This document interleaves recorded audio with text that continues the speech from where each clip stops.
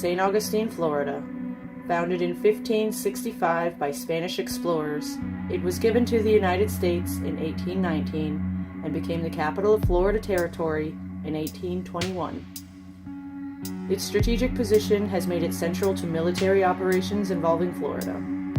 Its history is long and occasionally dark, making it the perfect spot for ghost hunting. For many years, the only cemetery in St. Augustine was Tolomato, but only Catholics could be buried there. Shortly after the establishment of St. Augustine as the Florida Territory capital, another cemetery was opened for non-Catholics called Huguenot. Records show 436 people were buried in Huguenot, but not all the residents are resting so peacefully. Many visitors claim to have seen a ghostly apparition of a young girl in a white dress who floats among the trees and sometimes waves at visitors. Her office hours seem to be between midnight and 2 a.m. The most famous story circulating from Huguenot Cemetery involves Judge John Stickney, buried in 1882. His children grew up and moved away and eventually wanted their father's body in a closer location. They decided to move Judge Stickney to Washington, D.C., so they got a permit in 1903 to exhume and move his casket.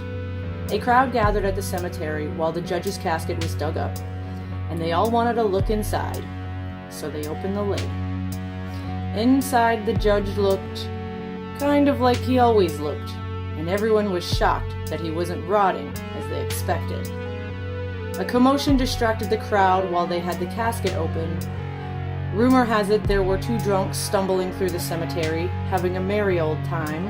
Somehow they were able to rummage through the casket, roughing up and even tossing around parts of Judge Stickney until his gold teeth came up missing. Not wanting to admit their mistake or the theft, the men responsible quickly shut up the casket and shipped it to D.C.